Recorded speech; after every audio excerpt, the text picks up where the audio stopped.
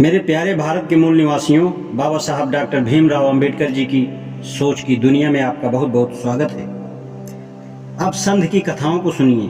पहली कथा सुदास के पुत्र कमलास्पद की है। यह कथा महाभारत के आदि पर्व 415 से 418 में लिखी है। पर्वतों पर घूमते घूमते वशिष्ठ के पीछे पीछे उनकी पतोहू आदिश्यांति गई। उसके गर्भ से वेद मंत्र सुनाई पड़ा। वशिष्ठ ने यह देखकर कि अब मेरा वंश चलेगा, प्राणांत करने का इरादा छोड़ दिया। राजा कमलास्पद ने जंगल में उन दोनों को निगल जाने की कोशिश की। वशिष्ठ ने फूंक कर कमलास्पद को मना कर दिया और मंत्र पढ़कर जल छिड़क दिया, जिससे वह 12 वर्ष के श्राप से मर गया। तब राजा ने वशिष्ठ की स्तुति की और कहा, मैं सुदास हूँ, मैं आपको प्रसन्न करने के लिए क्या कर सकता हूँ। वशिष्ठ ने कहा, जो कुछ हुआ वह भाग्यवश हुआ। अब तुम जाकर राज करो, परंतु ब्राह्मण की निंदा मत करना। राजा ने इसे मान लिया, परंतु एक पुत्र की प्रार्थना की जिसमें कि इक्ष्वाकु का ऋण उतर जावे। तब वे दोनों अयोध्या आए और रानी को वशिष्ठ से 12 वर्ष बाद एक पुत्र हुआ। दूसरी कथा महाभारत के अनुशासन पर्व में लिखी है। पृष्ठ संख्या 376। इक्ष्वाकु के वंश में उत्पन्न प्रतापी राजा सौदास ने अपने पुरोहित वशिष्ठ के पास जाकर कहा, हे पूज्य निष्पाप ऋषि, क्या करने से अज्ञेय पुण्य प्राप्त होता है। वशिष्ठ ने गाय की बड़ी बड़ाई की और उसके अपूर्व गुण का वर्णन किया।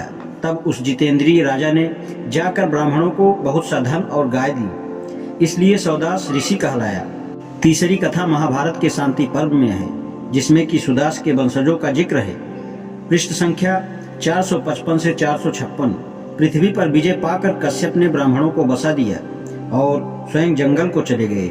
शूद्र और वैश्य ब्राह्मणों की स्त्रियों को सताने लगे और राजा न होने के कारण बलि व निर्बल को दुख देने लगे और किसी का किसी भी जायदाद पर कोई प्रभुत्व न रहा। पृथ्वी इस दुख के बोझ से पाताल में चली गई। तब कश्यप ने उसे अपने उरु पर धारण किया, इससे उसका नाम उर्वी पड़ा। पृथ्वी ने कश्यप से एक राजा के लिए प्रार्थना की। कश्यप ने जवाब दिया कि हयहय के वंश में हमने बहुत से क्षत्रियों को बचा लिया है, वे तुम्हारे रक्षक होंगे। विदुरथ का पुत्र ऋक्षवत पर्वत पर है। पृथ्वी ने कहा, वह मेरी रक्षा करे। पराशर ने सौदास के वंश की रक्षा की। पृथ्वी ने और भी क्षत्रियों का वर्णन करके कहा कि ये क्षत्रिय भिन्न भिन्न स्थानों पर रक्षित हैं और वे देवकर और सोनार का काम करते हैं। यदि वे मेरी रक्षा करें तो मैं अपने स्थान पर रह सकूंगी। तब कश्यप ने इन क्षत्रियों को बुलाकर राजगद्दी पर बैठा दिया। जो इस प्रकार के प्रमाण मिलते हैं, क्या कोई इनको सही मान सकता है। इन कथाओं में क्षत्रियों को नीचे दिखलाया गया। भारतों की शत्रुता वशिष्ठ से थी। यह कहा जाता है कि उनके राज्य में अकाल पड़ा और उनका पुरोहिताई के लिए फिर वशिष्ठ से पाला पड़ा। भृगु और क्षत्रिय के किस्से में दिखाया गया है कि ब्राह्मण गर्व से नहीं लड़े।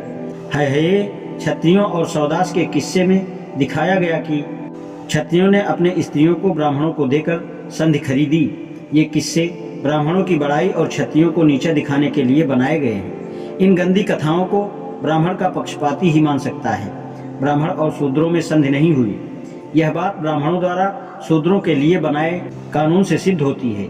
ब्राह्मणों ने शूद्रों से और उनके वंश से बदला लिया। इस स्थान पर कुछ चांडालों और निषादों के बारे में कहना उचित मालूम होता है। चांडाल और निषाद अंतरजातीय विवाह से पैदा हुए। निषाद अनुलोम है और चांडाल प्रतिलोम है। अनुलोम उपनयन के अधिकारी हैं, परंतु निषाद को यह अधिकार प्राप्त नहीं है। ऐसा क्यों? यही समझ में आता है कि यह बदला लेने की भावना से किया गया। प्रतिलोम नीच कहलाते हैं। सब प्रतिलोमों के अधिकार एक से नहीं हैं। अयोगवाह और छत्तर का विशेष ख्याल किया गया है, परंतु चांडाल को नीच से नीच स्थान दिया गया।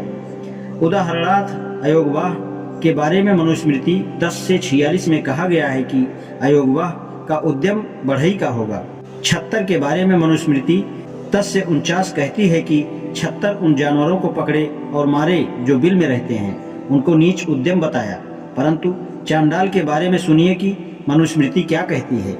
चांडाल सुअर, मुर्गा व कुत्ता, राजस्वला, स्त्री और नपुंसक ब्राह्मण को भोजन करते न देखे। 3 से 339। कोई मनुष्य चांडाल, कुक्कस, मूढ़, घमंडी, नीच और अंत्यवासिनी के साथ रहे। 4 से 79। यदि कोई चांडाल को छुए तो नहाने से शुद्ध होता है। इसी प्रकार राजस्वला स्त्री, अजातीय शव या जो उनको स्पर्श किए हो, इन लोगों को छूकर स्नान करना चाहिए। 575। मनु ने कहा है कि कुत्ते, मांसाहारी, चांडाल तथा दस्यु के मारे हुए जीव का मांस पवित्र होता है। 5 से 131। यदि कोई साल में दोबारा जुर्म करे तो उसका जुर्माना दूना हो, और यही दंड उसका है जो भ्रात्य और चांडाल स्त्री से भोग करे। 8 से 373।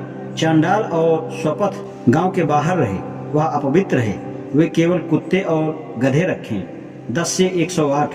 भूख से पीड़ित विश्वामित्र ने चांडाल द्वारा दिया गया कुत्ते का मांस खाया। ब्राह्मण यज्ञ के लिए शूद्र से भिक्षा न मांगे। जो शूद्र से भिक्षा मांगकर यज्ञ करते हैं वे मरने के बाद चांडाल के यहाँ जन्म लेते हैं। 11 से 24।